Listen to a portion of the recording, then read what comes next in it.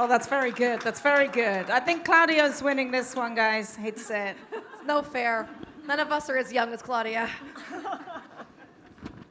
All right, well, our panel is here. This panel is called Running the Show, and I am really, really looking forward to this. Our moderator will be the inimitable Michelle Yu. You may recognize her from Fox Sports, Santa Anita, and numerous other things. Most of the time, you'll hear her before you see her. Lucky. Yeah, very lucky. Next in line, we have Claudia Spadaro, Hipica TV, beautiful on the end there. And then, of course, we have our fantastic first woman to call a Grade 1 race, Jessica Paquette, who's doing great work at Parx. Ann Hall, we might recognize her from the Del Mar Thoroughbred Club. She is the Senior Vice President of Operations and Administration. And then to my right, my boss, Amy Zimmerman, the Senior Vice President of Santa Anita. She is also the Executive Producer for Santa Anita as well as NBC. This is quite a lineup. I hope you enjoy. You have 60 minutes from now plus a 15-minute Q&A. Take it away, Michelle. Thank you, Zoe. And now, thanks to all your talking, I only have 58 minutes and 43 seconds. But I listened to Charlesie, who said, take everything you want to say and cut it in half. So we're actually going to do this whole thing in 36 minutes. Good? Everyone good? So first of all, I do want to tell you guys that I want to run the panel a little differently. I know it's usually hold your questions till the end, but I feel like sometimes you don't get to join in the discussion at that point. So if there's something going on that you have an immediate question, please feel free to ask during the panel, and we can get a nice open discussion going. The title of our panel is Running the Show. We are supposed to cover facets of management, how we got to our part in the show, and then reshaping assumptions of who fills those roles. Whether we stick to this or not, I'm not entirely sure, but that's what we're going to give it a whirl for. Before we kick off talking to our panel, I do have a question for the audience. I think when we're talking about the show and what we've been talking about all day here is women and how we are moving forward or how we are where we are. I want to know who in the audience here was a trailblazer in their field, in their career, in their industry. Anybody start to something that you had no one to look up to? A couple people? And when anybody else, then everyone else, I guess, would be someone that had someone to look up to, right? So like for me, when I was a little girl, my path here started with a book called Ruffian, Burning from the Start, a newspaper, and some degenerate gamblers in a bar. I knew what I wanted to do because I saw Charlesie Canny doing it. And then when I got towards TV, I had Jill Byrne to show me the way. And then I had Christina Blacker to show, at the time she was Oliveris, but you know what I mean. When I needed to take that next step, I had Amy Zimmerman here. So for me, I wasn't a trailblazer. There were a gazillion women, like the guys on the runway with the big signs, go this way. I had that. But there are people that have that, and there are people that don't, including some people on our panel up here that were able to forge their own path. So I think that's just super exciting to see how we can kind of all come from different backgrounds and different ideas and make our way to where we are. Looking at the ladies now, enough about me. Our resumes are strong with this bunch. AZ, can I start with you? And you can start off our panel with just telling everybody how you got here and what you do. Because the show is not just the races, right? There's a lot that goes on behind it. I started here at Santa Anita in August of '86. It was a 7-week gig. So 37 years later, it's been the longest temp job in the history of the world. It's God's honest truth. I was supposed to work for Breeders' Cup, just doing the Breeders' Cup bio guide. And then I did that. And then Jane Goldstein, who's the one who hired me, said, well, why don't you stay for the winter-spring meet? So I stayed for the winter-spring meet. And then I went to Hollywood, and then I came back. And then it was like, well, why don't you stay for the winter-spring meet? So I did that and kept leapfrogging until '91, and then I've been here since then. And what do you do? What does a senior vice president do? Oh my God. What don't you do? It's my day every day is I come to work wearing an asbestos suit. I mean, I'll put out whatever fire needs to be put out at that moment. Really, it's helping the people that I'm lucky enough to work with, from, you know, Aiden Butler and Nate Newby and Greg Colvin, to it's making sure that the horsemen are okay, that the jockeys are okay, that the fans are having a good time. It's making sure that you, Michelle, and Zoe, and Millie all have what you need in front of the camera and behind the camera. And to that point, Jesse, I'm so happy that you're going to be joining our team. Jessica Pfeiffer is joining our team full-time officially come this autumn. We're super happy to have you, so I'm going to embarrass the hell out of you. And Pete Lurie and Jeff Siegel, I don't want to forget them either, because they do a great job. But they're not here. But they're not here. So it's, I mean, really, that's what it involves. I don't know what my day looks like every day when I show up. I mean, that's fun and refreshing too, right? A little bit? I love that. I mean, but it was funny. I had a big debate with some of the folks in this room. The attire said smart casual. I said, well, it's the day before opening, so I'm in jeans. So that's just where it is. Anne, how about you? I need a cushion. Oh, here. I'm Do I not, have a cushion? I'm Can I not take big this enough out? Oh, for wait. this You might not chair. want this cushion. This cushion looks like it's made of the wrapping that goes around the boxes. I'm like, I need longer legs. Same. Well, Same, we can yeah. just sit on the floor. Do you want to sit crisscross applesauce? Yeah, I'm game for actually I that. do. So when you have this opportunity to come and surround yourself with women, like all of you, it does cause you to reflect back on how you got there and truly, what do I do, right? Because I started very similar to Amy back in 1994 at Del Mar in a temporal and in the accounting department. Guess how much I knew about accounting? Not very much. And then I just kept, new responsibilities would come up, I'd take them on, and that really has been my journey. New positions become available, new things need to be doing. We talk about managing your life balance, not the best at that, right? So something needs doing, and Anne will do it, take it on. And that's what my journey has been at Del Mar, surrounded by a terrific team of men and women who have supported me all these years. And like Amy, I have no idea what my day is going to look like. I know I'm not going to be announcing a race. You can. Maybe. I know I'm not going to be on TV. Maybe. I know I'm going to start my day walking the plant, making sure it looks clean, making sure the gates are ready to go. Many days I don't even,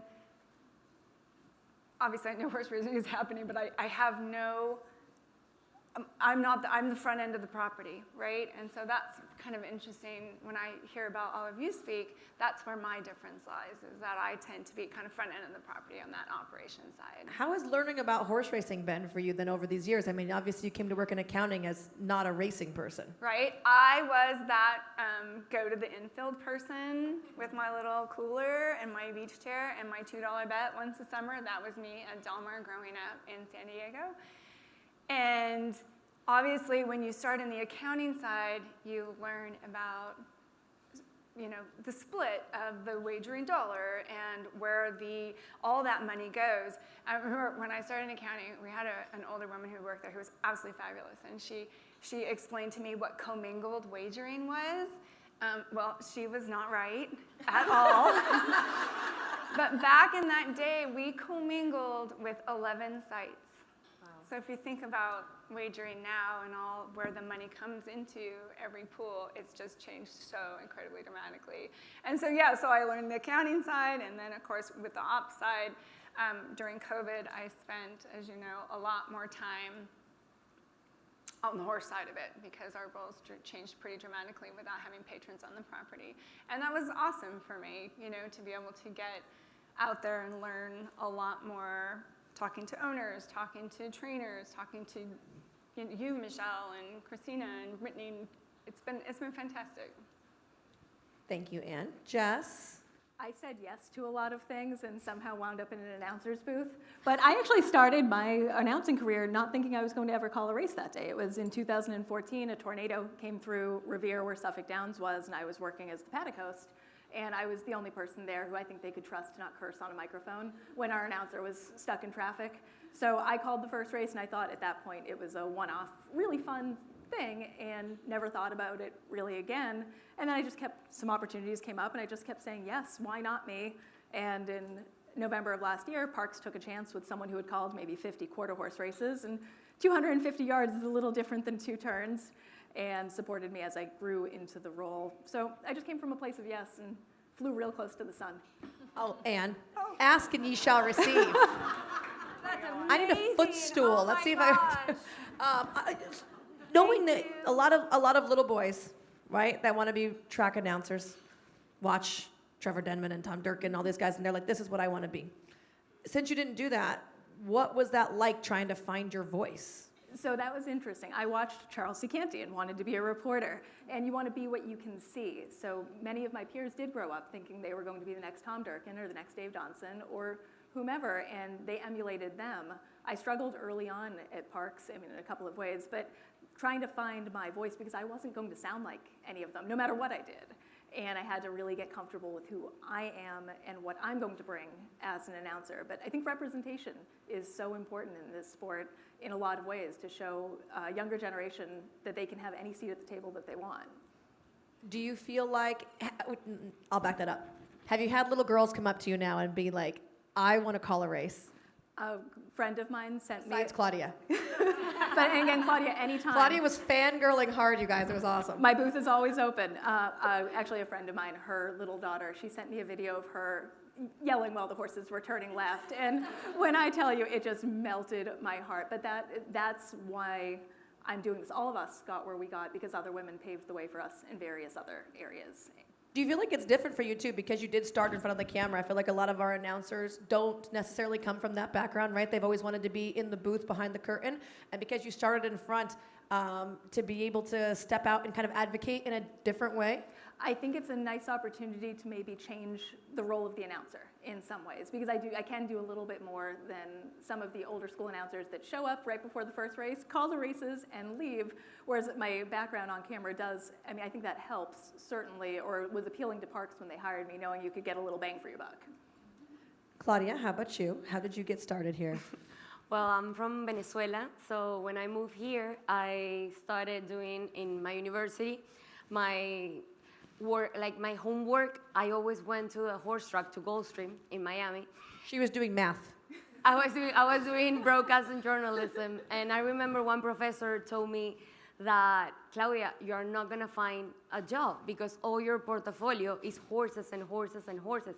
And I was like, but that's what I like. That's what makes me happy. So when I graduate, they did the El Clásico del Caribe. Is one of the most important races in Latin America. They did it in Miami. So they needed one person who could speak Spanish and also know about the horses. So I said, this is my chance. So I got an internship on Gulfstream. It was only it's gonna be 3 months from September to December, 3-4 months, and that's it. But when we did the Clásico del Caribe, I remember I started my Twitter account with 1 follower. It was my dad, maybe 2, my dad and my mom. And then in 3 months, it became this craziness about like followers and people telling me that I love what you do. And I was like, wow. And I was doing it completely for free. It was fun. For me, it was like, okay, I need to do my internship, and that's it. At the end, I was like, okay, I think there is a target audience that nobody's listening to. So, as you said, I saw so many women that were my inspiration in English, but there were no women in Spanish could be on TV and talking about horses.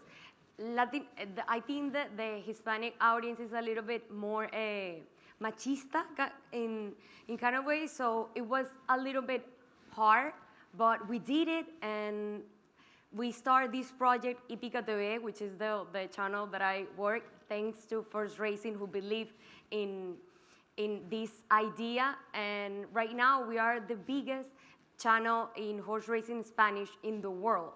So I'm really proud of my baby, and I heard before, don't take no for an answer, and that's always what I said to myself. Like, if I would have listened to other people that said there is no way that they're gonna pay attention like to you or to just a little girl that had an idea or that the Spanish speaker are really. And I did, and I just said, you know what? I'm gonna believe in what I can do, and I really love my job, and I put my heart on everything that I do, and I didn't listen to them. And if I would have listened, I wouldn't be here talking to you guys. So I believe in myself, and it happened. Do you find that you had more pushback from the Latin American contingent or from the Americans here about having the Spanish language horse racing channel?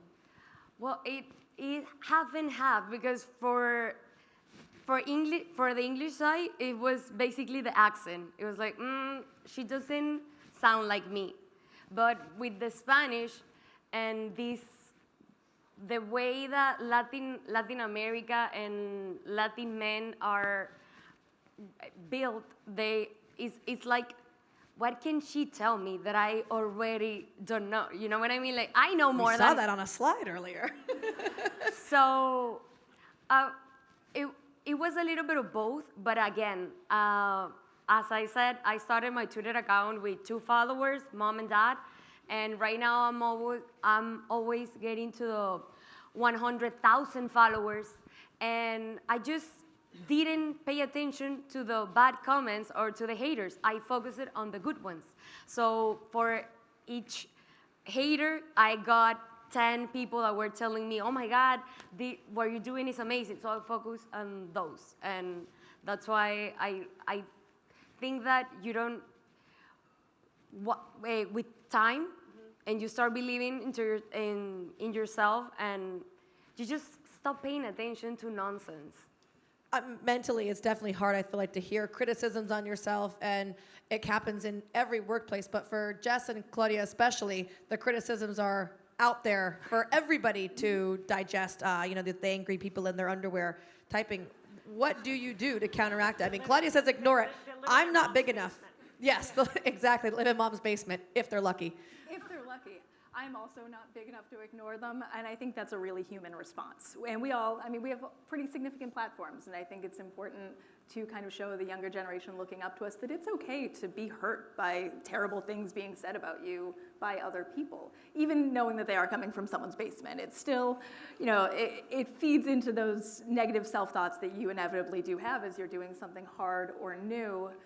But also, it's for me, I've chosen, and really deliberately, and it's not my first impulse, is to choose grace and to not strike back. But when someone says something awful about you, you want to defend yourself, or if they say something terrible about your friend, you want to defend them. But choosing grace and taking the high road is ultimately the most satisfying. It may not be in the moment the most satisfying, but let karma take care of everything. Do you guys feel But like keep the receipts. Do you guys feel like your jobs would have been different 10 years ago before social media was around? So I do, and I've talked to a couple of announcers that have been really supportive and mentors to me in this.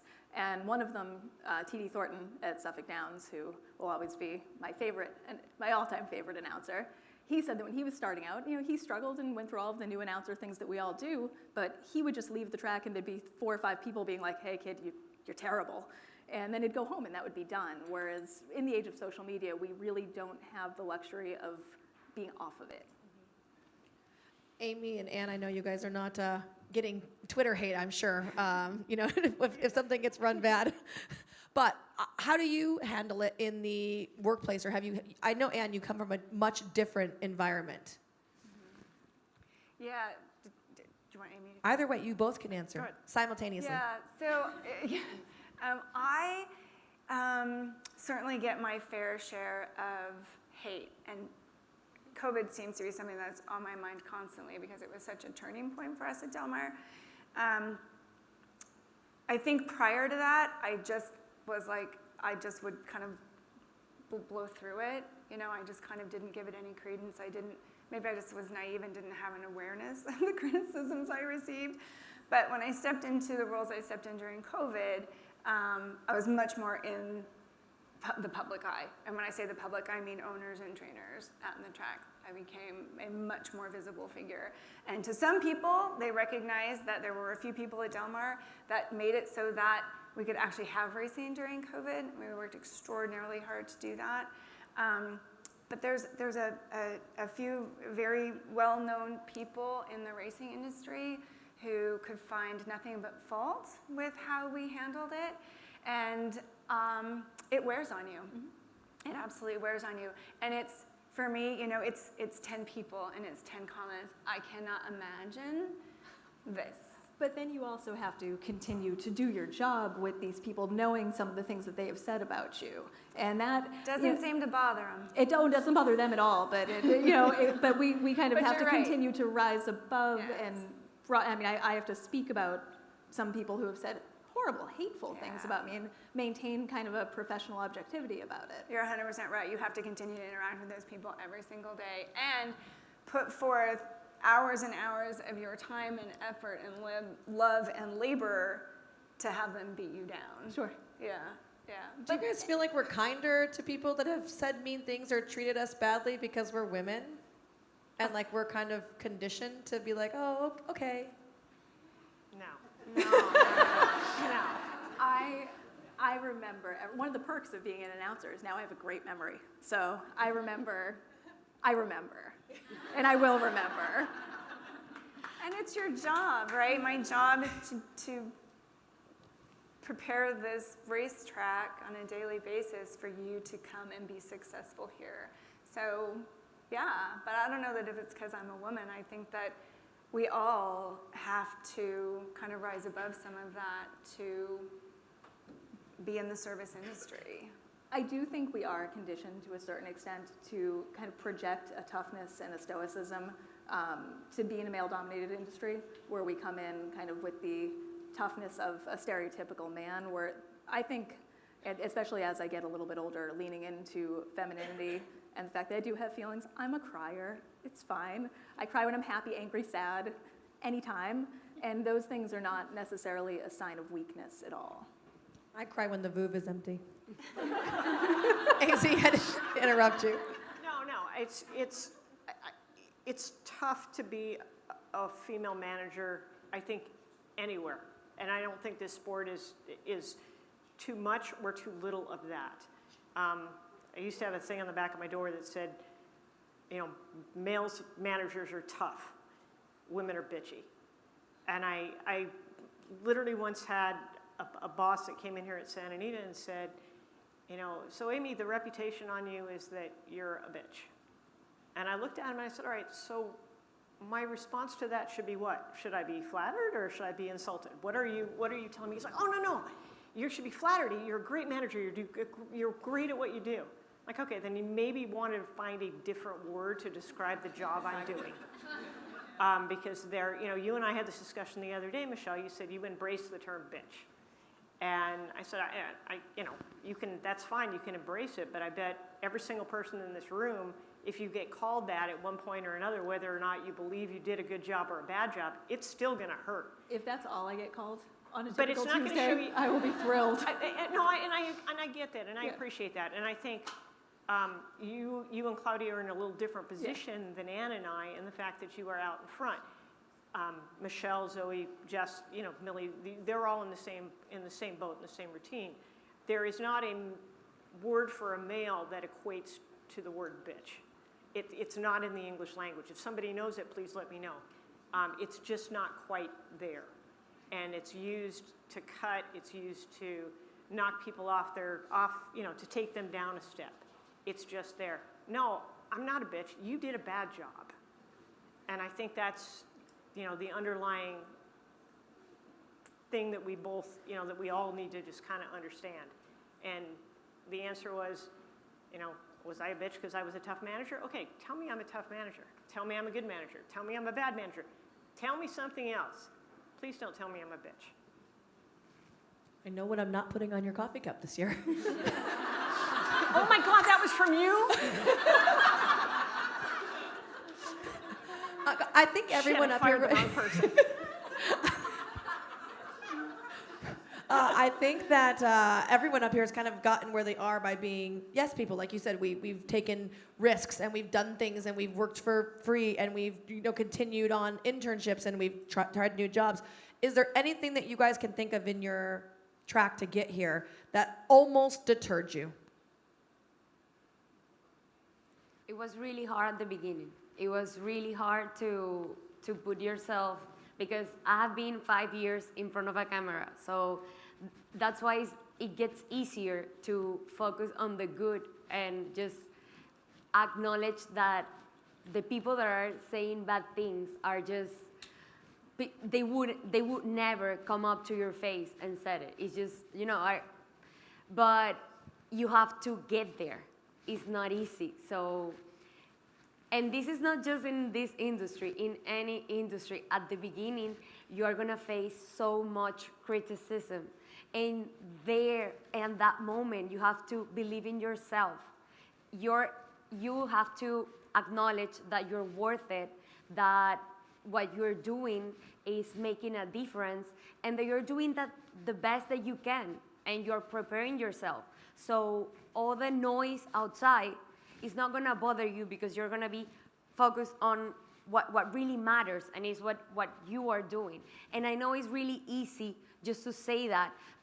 I'm telling you, it has been 5 years to get here, and said, I just post and go for it and say yes and yes, and now I'm trying to do the crossover to the English side, and I mean, I'm getting new people that are wonderful. Also, I'm getting new haters, but at this point, I just don't care, because I know that I'm doing the best that I can I'm prepared. I try to study and be better each day. So whatever they have to say is their opinion. I didn't ask for it. So that's it. I am either too stubborn or too stupid to have ever thought about going backwards. The jury's still out on which one it is, but for me, it's always, just keep going forward, and you try to leave the sport a little bit better than it was when you got there. And I feel like this is a tremendous honor and an opportunity to get to do that. So, onward we go. And for you, you didn't come from a background where there's a lot of negativity in your workspace, so that's obviously a very big positive. So it was a lot more supportive climbing up the ladder. But was there something that ever happened that you just thought, you know what, I'm happy where I'm at. I don't need to go anywhere else? It is interesting that you say that, because I'm so fortunate where I am with the team at Del Mar, with the support that I've received from when I was, this accounting temp all the way till now, where I still continue to get that support from our board, from senior management, and from the entire staff. But there's times when it's hard. It's a hard job. The roles that we take on and the responsibilities that we take on, it's a lot. But I'm just, again, I think I fall into the stubborn part of it, and it's my thing, it's my jam. I love running the racetrack. I'm just gonna keep doing it. Yes. Hazy, I don't think anything scared you away from being where you are. No, I was just too stupid. Jessica, we have your answer now. Stupid out. I think I might be with you. Fell right into the stupid category. We heard earlier everyone speaking about work-life balance in some of our earlier panels and speakers. Where does racing fit in with you guys? I'm married to a trainer, so racing doesn't fit into my life. My life is racing. My kids are raised at the barn. My kids napped in buckets of wraps. On Christmas morning, we're at the racetrack. We got married on a Monday after 4 o'clock, okay? Racing is my life, but it's not for everybody. How does racing fit into your life, and how is your work-life balance with racing as your partner? We were talking about this at dinner yesterday, me and my friends. I'm single in dating, and I was like, I tried to date outside of racing, but you can't. It doesn't work. They invited me to be a +1 in a wedding, and he wanted me to go the church to the ceremony, and I was like, but it's Belmont steak. I can't. I'm sorry. And I tried. I really tried to make him understand that I couldn't. I had to see, that was Nest. I had to see Nest. So I said, and he didn't understood. And I was like, well, I'm gonna meet you at the party, but don't count to me for the ceremony. And I didn't win. I stayed in my house. I watched the Belmont with my dad. Nest came second, but it's fine. I was happy. I enjoyed. And after that, I went to the wedding. So, I mean, So for Claudia, we see the balance. It's it's racing. Racing 1, dating 0. But if anyone knows single guys that like racing, Claudia's in the market right now. So for me, racing isn't just something I do. This has never just been a job for me. It's my entire sense of self is woven into my role in the industry and my love for the industry. And I think that's something most of us share here. That comes with a lot of great benefits. It also comes with the occasional existential crisis and some really hard looks about what you're doing in the industry. Are you making it better? Are you moving it forward? And things like that. But I don't think there's ever truly a work-life balance when you work in racing because So when you're like last race, you're not like home and you're like, never, and you're never not thinking about it kind of even outside of your racetrack and your role in it. I mean, it's the thing you want to talk to your friends about. It's the thing, or my friend, it's just the only language I know is to want to talk about racing. Also, Ruffian Burning from the Start was my favorite book when I was a Favorite book kid. of all time, right? Also one of the books that made me love racing as well. Again, we are we like emo women of a music. certain, and, we're yeah. women of a certain age here too. We're really dating ourselves, exactly. Also love Ruffian. What a great book. Who in here has read Ruffian Burning from the Start? This is homework. Go read it Yeah, if you if you haven't. It is a life-changing book. It's a love story to an amazing animal. Also, if you guys don't maybe know as much about the ins and outs of racing, there's a glossary in the back that is excellent. It's literally how I learned everything about racing. Same. Right? Yes. I didn't know what a furlong was, but it tells you in the back I of the did book. after I read that book. I forget where I'm at now, Anne. What was the question? I don't remember. Where does balance. racing yes, fit in your life? I- Work-life balance. Right? Okay. How far is a This furlong? last year at this event, there was this fabulous woman, and I'm apologizing to you wherever you are. She's the marketing director, executive human at Keeneland. Krista. Yes. Oh my gosh, she was so fabulous. And she spoke about being a manager and leading a team and working 27 hours a day and how she was imparting that to her. And she needed to change, right? For herself, for her family, for the people that worked for her, to be an example. Yeah, I don't do that. I make sure my team goes home, but during the summer, I am all Del Mar, all day, every day. My family doesn't see me. And you know what? And it's okay. For me, it's not right. It's maybe not right for many people. But also you have to remember Del Mar is a short season. So there's 8 weeks in the summer that I'm at Del Mar. That's where I am. What about the rest of the year? Because we think about Del Mar as this boutique meet, and then we don't think about it for half of the year, right? Except to count down the days to get there. Yeah. So what about the rest of the season? Fortunately, we have a whole team that does continue to think about Del Mar and prepare for upcoming race meets and this little event next year called Breeders' Cup, which you all get to do this year. So we have this really great little dedicated team, and your life reverts to a lot more balance. You have weekends off, you have time with friends and family. So yeah, so it's during the summer and during the fall, our little fall meet. Yeah, I'm at the track much of my life, but the rest of the year there is that where you have some time. Ames? I've been here forever, so I don't, this is, several years ago, one of those NTRA questionnaires or whatever, it's to describe racing in 3 words. Mine is who I am. Wow. That's, it is what it is. My son is now 14 and almost 15. He's given me a little bit of balance because he plays baseball on the weekends. So, as many of you know, you will not see me here until sometimes 1 o'clock on a Saturday because I'll go in the morning. So there is, later on there is a little bit of balance, but not much. How long did it take you to figure out that I have to have that? I have to be able to be there for Henry and these games and other things besides racing. It's important. It's his life. It's important. But he also knows things, things that you don't realize that you impart on your kids. When I walk into the house, first thing he does is look at my shoes to see if they're clean or dirty. If they're clean, it was a good day. If they're dirty, it was less of a good day. I have to say, Amy is my boss also, and I was a 100% worker. I don't leave or say no, and Amy has given me some of that family time back when she's like, I'm sorry, what, your brother's getting married and you need to go to the wedding. I'm like, but it's on a Saturday.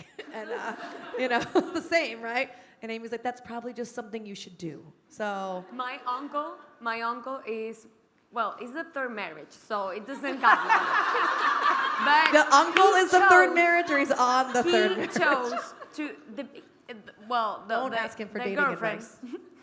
The girlfriend picked the November 4th. And as soon as I saw it, I was like, I'm sorry. And I was like, even my dad, he was like, I mean, why? Why you have to choose the first week of November? Don't.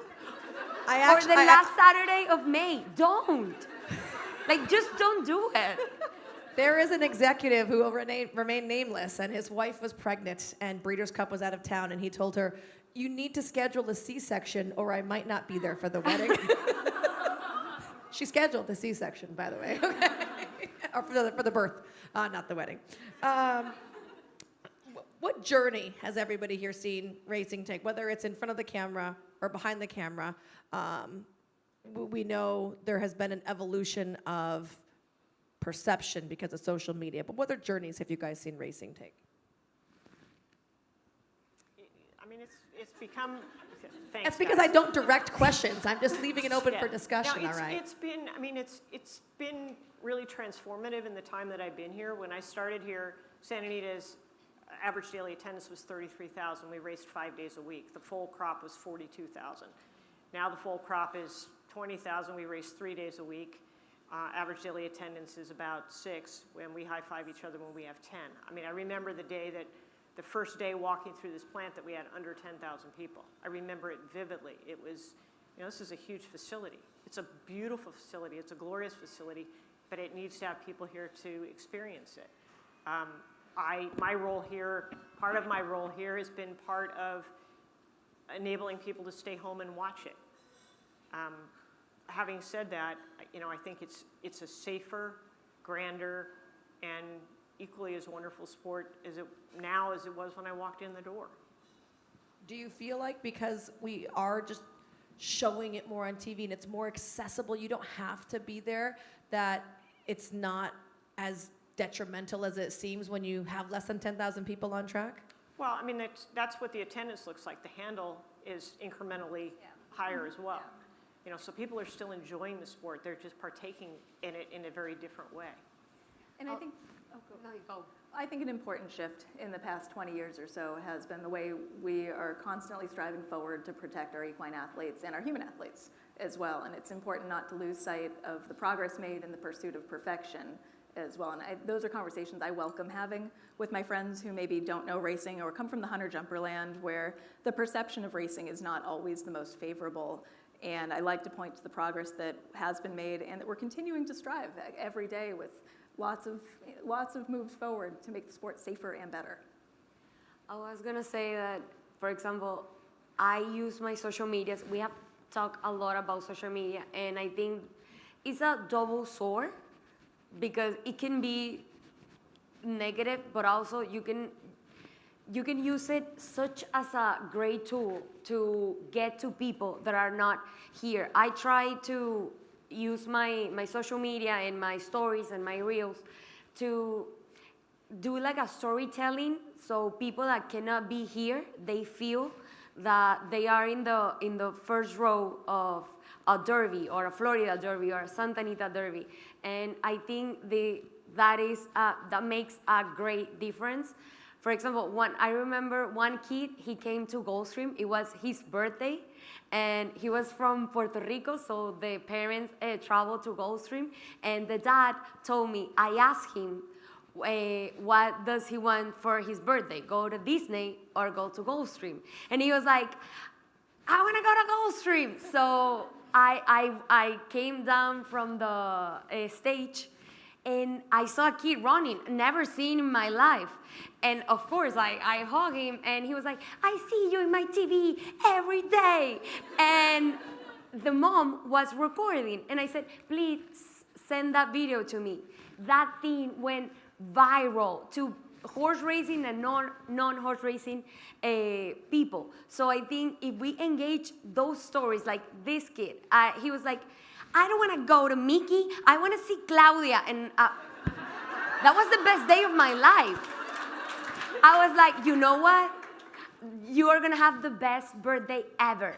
So I went to the suites, I gave him a suite and with his parents, and I said, ask whatever you want. Like, this is gonna be the best birthday. And then I had to talk to my bosses, like, hey. Just so you know that hey, tab just is to let not you for know me. what I did. But I'm sure that little kid is not gonna forget that day.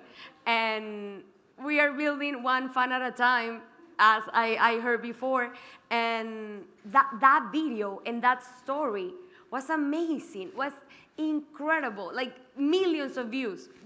And I know that story went to more people that were non-racing than racing fans, and we have to like engage and focus on those stories that's why I work. Me too. I want Claudia ears now. You guys go to Disneyland and get Mickey ears? I don't want no more damn Mickey ears. I want Claudia ears. They're going to be sparkly. For sure. And what about you? You're going to make me ask the question again, No, huh? I'm Where good. have you I seen? remember. What is the I just journey? get so caught up in listening to what everybody says. I'm like, what? I mean, obviously, it has changed. I mean, it's just completely not the same sport. I mean, like I spoke about when I started in accounting, we commingled with 18 locations, right? And now we've seen a decrease in attendance, but a massive increase in handle. We've seen social media, the good, the bad, the ugly, bring tremendous attention to the sport. We see, unfortunately, someone said clickbait earlier. You know, the media wants to focus on the negative. So we have a passion for it. We have an awareness of it. But unfortunately, the mainstream media, like with everything, they want the sensationalism. They want the clicks. They want the clicks. And unfortunately, those negative stories do tend to bring it. So, but I mean, when you walk into Santa Anita right now, you walk through a metal detector. So even just the basic foundations of a daily experience at Del Mar, you know, we hired a LASIK coordinator, as I look out and see Shirley. You know, there's just so many facets within this industry that are just completely not the same as when Amy and I started playing this game. Do you feel like your role is a little different than some other track management because Del Mar is a boutique meet, and it doesn't seem like you guys struggle with attendance? I've waited in the lines. It takes a long time to get my champagne. Like, you know, you don't see that decline in people coming to the track. So do you feel like you deal with it a little differently than others? Without a doubt. So Del Mar is extremely fortunate. We're a short boutique meet in the summertime in Del Mar. Right, so people want to be there. And you know, you go walk out on the property right now and you see a ton of young people dressed to the nines. They've kind of bought back into that whole kind of Hollywood feel, and it's the men and the women. So we have had some, and you know, our marketing team does an awesome job with a lot of lifestyle events, super similar to the things that Santa Anita does here, but it's the time of year, it's the location, and it's the length of Del Mar. We're super fortunate to be able to draw a lot more people still to come out. Obviously, everyone here, most people here, women, and you see a lot of camaraderie, I think, between us and a lot of us in this room that know each other. How do you guys feel like we can try and continue in our workplace to see women as allies and open conversations and not hate on them? It's not like, oh gosh, Claudia's here, right? It's like, Claudia's here. Let's talk. And like I said, you were excited over Jess and what she's doing. Yeah, as soon as I went They were like to signing the each room other's and shirts. I saw her, I was like, oh my God, what you're doing is amazing. And so are you. And But it's different. No, My job is easier. Your job, it's just a different kind of hard. You are.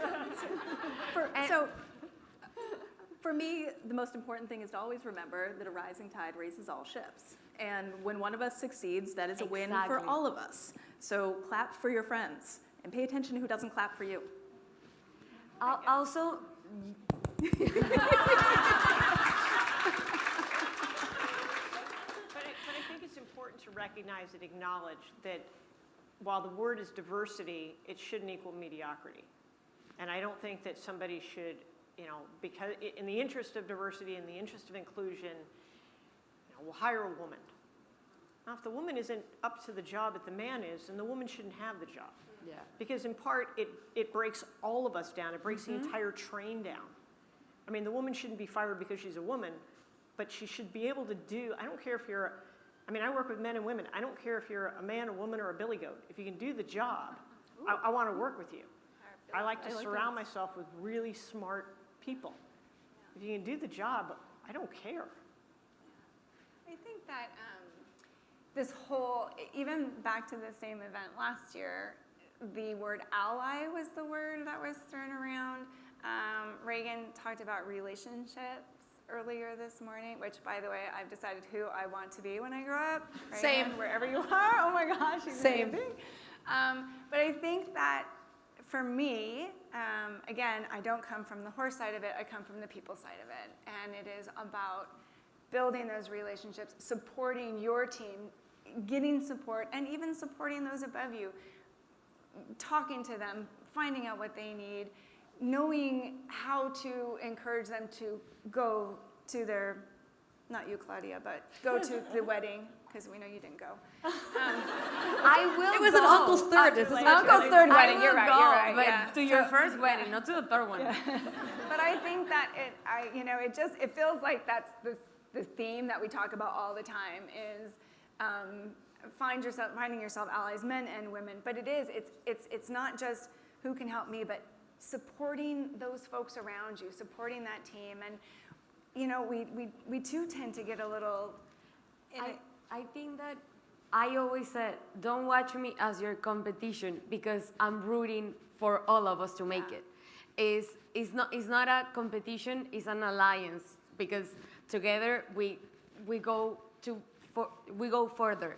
But one of my things, we were talking, horse racing is our life, it's not just our jobs. So I try to work and make those people also my friends. I have grateful. I'm so grateful because in my team, and I can say it here, the people that I work with are also friends that I want at my wedding, and I hope they come. Don't not invite Belmont Zoe. Day. But it's truly like that. So I'm working, and I love what I do, I'm telling you. I hope my boss is not listening to me. I think he is. But I would do exactly what I do without even a paycheck because I love it and I have so much fun and I do it with my friends. So try to not only create colleagues or allies, but really genuinely relationships, friendships that's gonna make easier the process. I completely agree. We can't be an island in this. I mean, we do our best when we have our friends or allies around us. I think it's also important, kind of in casual conversation, to not lean into any of these stereotypes about women being catty or tearing each other down. So when you hear someone make a joke or spread a salacious rumor about someone, stop it there and be the person that kind of stands up for it rather than like politely laugh because you don't want to be that person. But I think there are moments like that where we have the opportunity to be quiet allies to women around us. I think also if you are a little bit jealous or you can be excited for someone and still be jealous of them, right? Like It should motivate you to want to up your Exactly. game a little bit more. Exactly. Working with women that I have found inspirational and aspirational, like getting to work with Jill Byrne at Colonial Downs was an amazing opportunity for me because she was someone who I admired professionally, and then getting to work with her was the next level. Watching the way she cared about everything inspired me to want to kind of up my game even more. And if you guys don't know Jill Byrne, she'll be, I'm sure, a recipient of our award at one point in time. She was a gala person, then she became an on-air talent. Her dad was a trainer, and now she is the only female, I think, that's a full-on running a racetrack on her own, and she runs Colonial. She did. Now she's working with the Yes. Virginia Horsemen's Association, but she ran Colonial and did it with such heart and grace that made me excited to go to work every day. That's how I feel now. Too late. Ship has passed.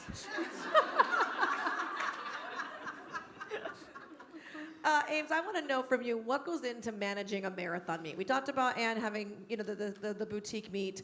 What makes it different? It's obviously more challenging from an operational standpoint to continuously go on and keep people interested. So what goes into running the big meet, we call it here? Endurance. It's a marathon. It is not a sprint, it's an absolute marathon. And like I said before, I'm really fortunate to work with great people that know what it takes and put it in.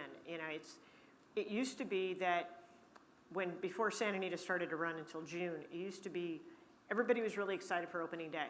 You get them up opening day. Then it was, okay, well now we got to keep them excited. And then we got, this. And then we have Stroob Day, what used to be Stroob Day. Then it's like, okay, I got them at Stroob Day. Now if we can keep them until Big Cat, it's like, keep them until that. And you just keep putting the leapfrog in front. I think the things that we've done, the first racing tour, which has made some really big days bigger, helps. But it's really you're not just motivating your audience, you're not just motivating the fans, you're motivating the horsemen and you're motivating your employees to keep going forward. Yeah. Even though you're dead ass exhausted, you still got to keep pushing forward because other people feed off of you. And that, I think, as a manager and I'm sure Ann, you've had the same thing, they look at your energy and sense it. Just really quick story. A couple years ago, the lease ran out on my car. I had a really nice car. The lease was out. I was traveling. It was COVID. I didn't have time to get a new car. So I was renting a car from Hertz because I was here. I was working a couple of days, and then I was traveling.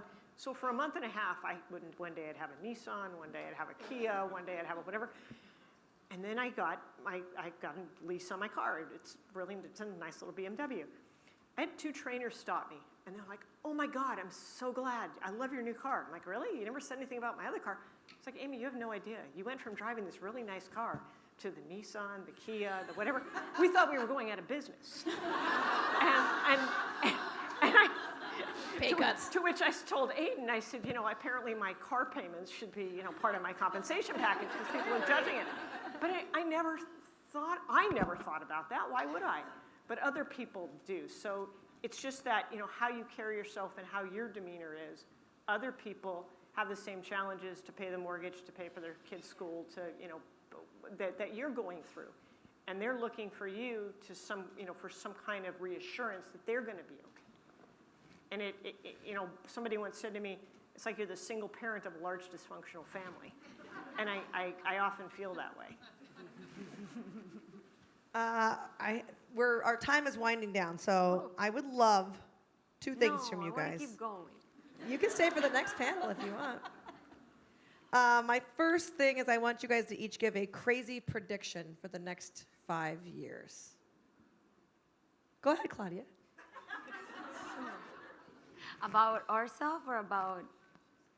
I'm gonna be the next way you want. I already said it, and I'm manifesting a lot. Every single day I wake up and I said, I'm gonna be the J-Lo of Gulfstream Park. And now in 5 years, I'm gonna be the J-Lo of horse racing. I manifested it, and I said it so much, it became as a joke.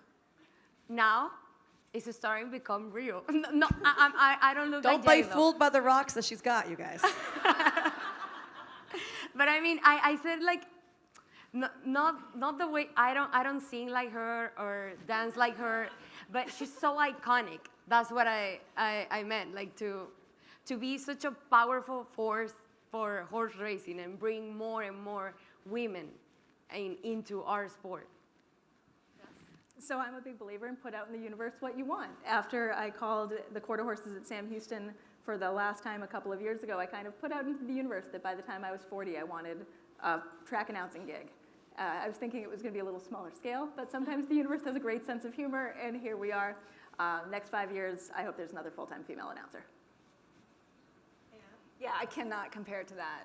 I truly have absolutely nothing for you. I mean, come on, right? Right? Yeah. Amy? I'm going to say, because there's been so much talk and so much chatter, I'm going to say that Santa Anita and Del Mar will be here and will be stronger than ever.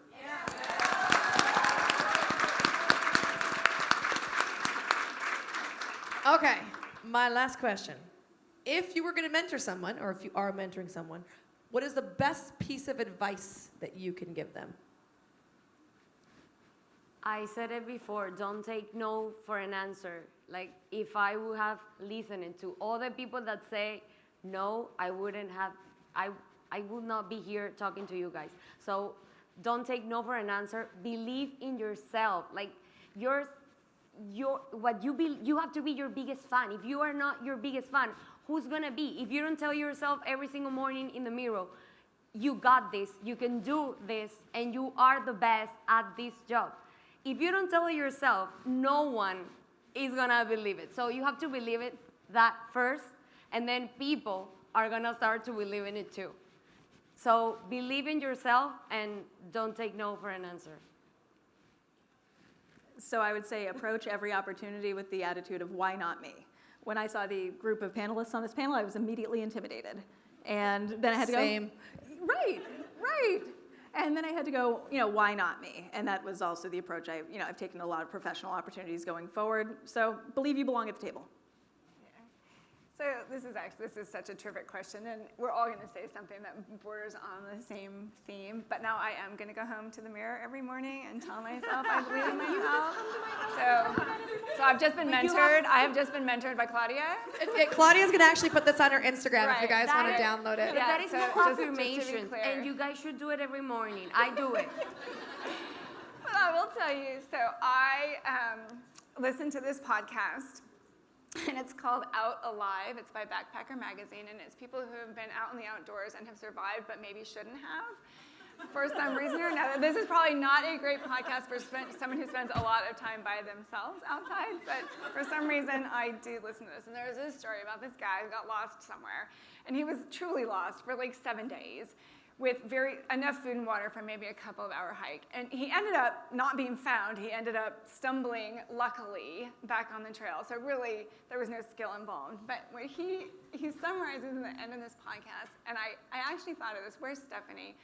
So last year, Stephanie asked me to come speak at the women's conference that they do at Del Mar, and I was fairly horrified by that idea. And I was listening to this podcast, and he says at the end that it's okay to be proud of the things that you have accomplished. Yes. And I'm like, that was such a thing for me because I do, but I don't tend to tell myself in the morning that I'm amazing, which I now will. You are. Thank you. I mean, I'm very good at telling other people how amazing they are. Yeah, because I mean, come on.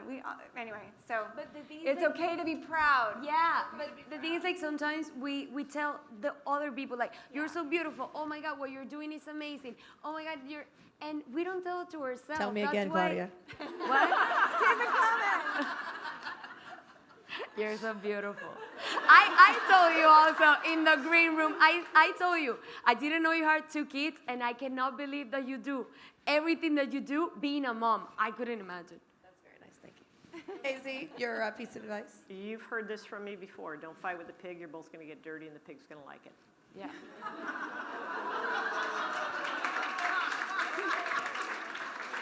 I want to say before we did this panel too, this is not my normal gig because you're supposed to be very serious and I am not a very serious person. So I'm so glad that you guys were able to laugh during this.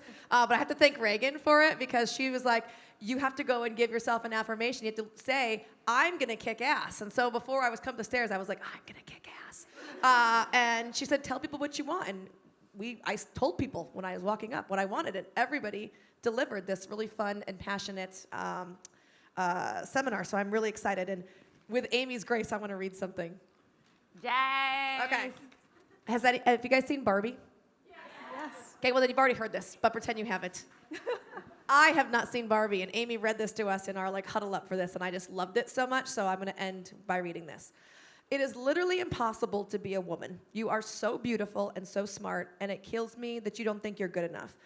We always have to be extraordinary, but somehow we're always doing it wrong.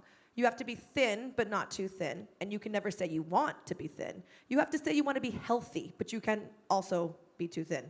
You have to have money, but you can't ask for money because that's crass. You have to be a boss, but you can't be mean.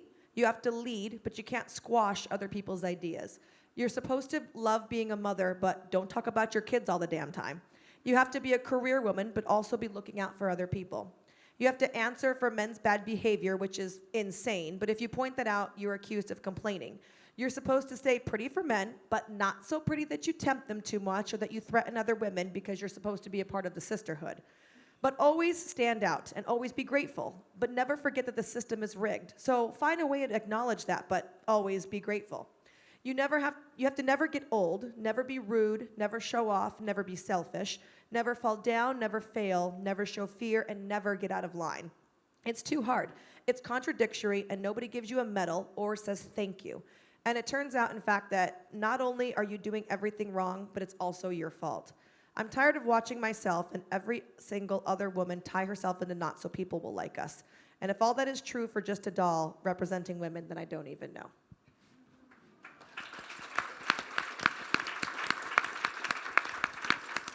I don't know who wrote that, but they did a great job. All right, our time is up, so I guess it's question time now, if there are any questions, since you guys didn't ask during my panel.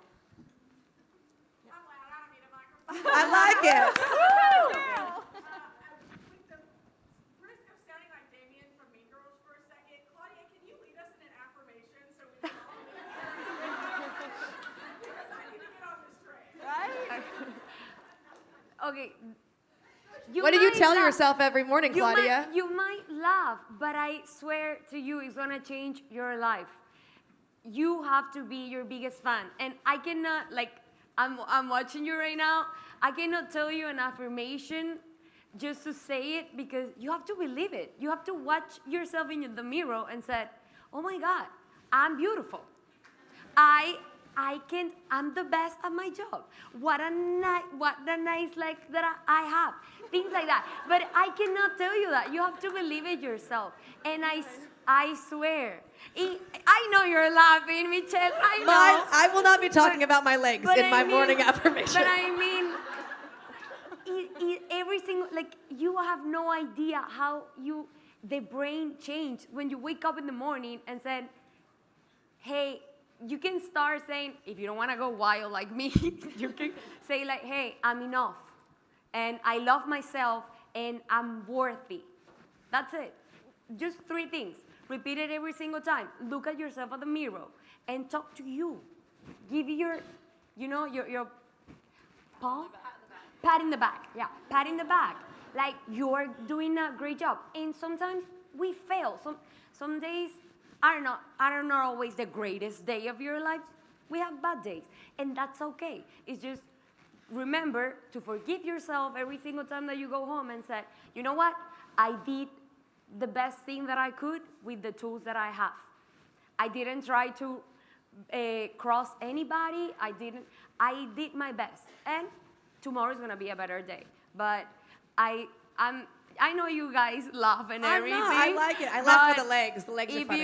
If you have to be your biggest fan because you have to believe it yourself.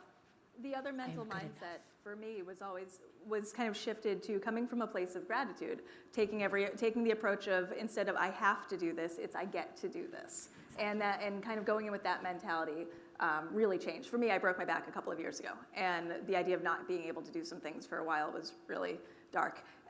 So then I kind of have approached everything since with I get to do this rather than I have to do this, and that's been a real shift that's been very helpful. Great question.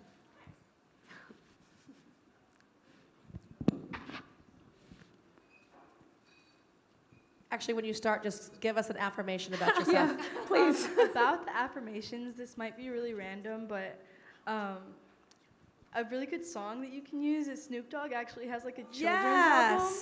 And it's called just the affirmation song. And whenever I'm sad, sometimes I'll listen to it, when I'm driving to school.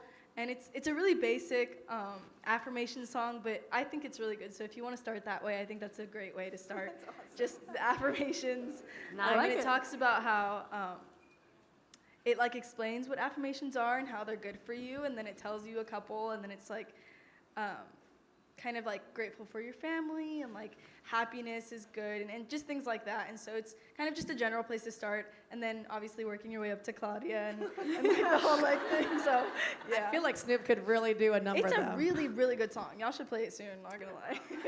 That's our walkout music, please. The Snoop affirmation song. I have one question. I want to know, where the hell were you all? You could have saved me for 30 years of paralyzing stage fright.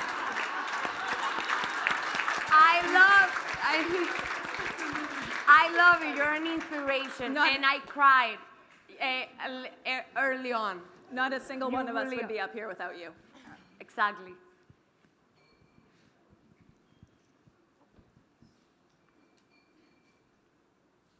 Positive affirmation about yourself, please.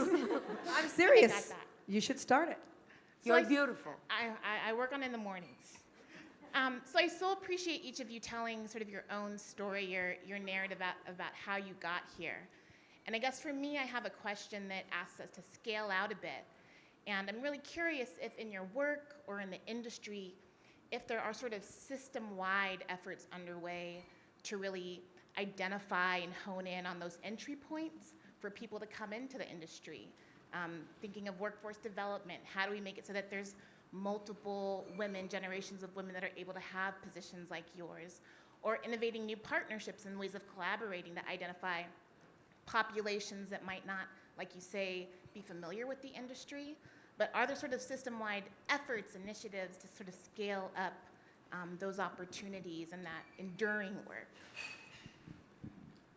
I mean, Amplify Horse Racing Exactly, I was gonna say that. does tremendous work introducing young folks who maybe are not coming into it knowing a lot about the industry, and some are, to identifying paths forward for themselves in the industry and putting them together with mentors who can help guide them along the way. I'm very much enjoying my time as a mentor at the Amplify. Anita does just incredible work. Anita is right here, and that's why my colleague and also one of my friends, and she's doing an amazing job, and she's gonna come in the next panel to explain about sponsors and mentors. It's really great, and that's a way she's doing an amazing job. And not only in one track, she travels and goes to, I have seen it, goes touring new people and put it in places where they can start in horse racing. So I don't want to take that's her panel, but she's doing an amazing job. So proud to call her a friend and a colleague. You're beautiful. Anybody else? Okie dokie. Thank you guys so much. Thank you. Thank you guys as well for letting it be a little lighthearted. Affirmations are positive statements that help us to challenge and overcome when you're not feeling good and have negative thoughts. Ladies, So don't repeat move, don't after move. me. We're Come taking on, pictures. everyone. There is no one better to be than myself.